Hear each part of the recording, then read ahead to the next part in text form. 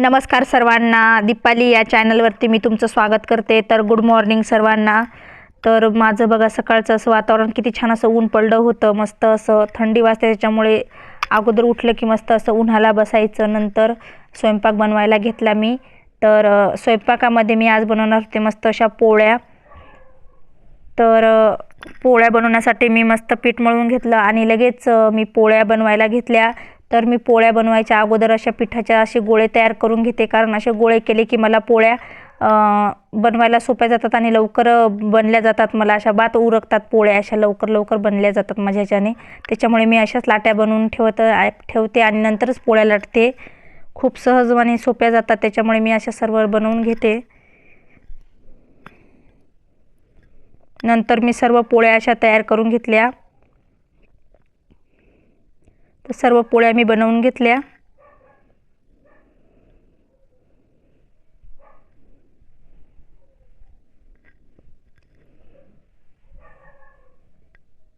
नंतर मी सर्व तयारी करून घेतली। नंतर देवाचं पण पूजा मांडून घेतली। गुरुवारचा दिवस होता, त्याच्यामुळे देवीची पण पूजा मांडून घेतली, मस्त कथा वाचून घेतली।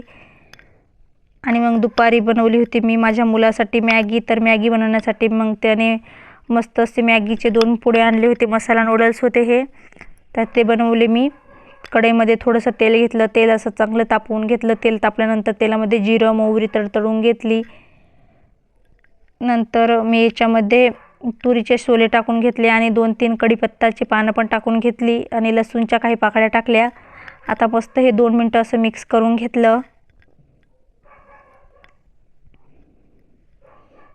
नंतर मी मॅगी मसाला टाकून घेतला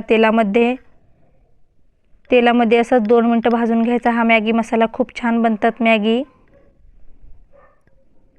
नंतर 2 मिनटं मिक्स करून घ्यायचं आणि नंतर ही मॅगी टाकायची आणि मस्त अशी 2 मिनटं मिक्स करून घ्यायचं। सर्व मसाले या मॅगीला लागतील असं मिक्स करायचं।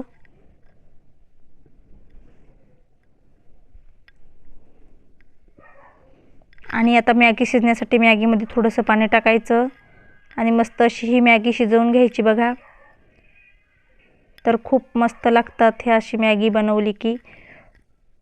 तर तुम्ही कशी मॅगी बनवता ते मला कमेंट करून सांगा। तर मी अशी बनवते।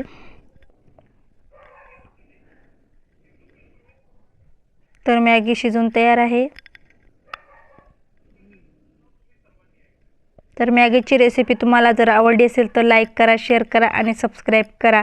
नंतर मी लगेच संध्याकाळचा स्वयंपाक बनवायला सुरुवात केली। तर स्वयंपाकामध्ये भात आणि आमटी बनवली होती। व्हिडिओ आवडला असेल तर लाईक करा।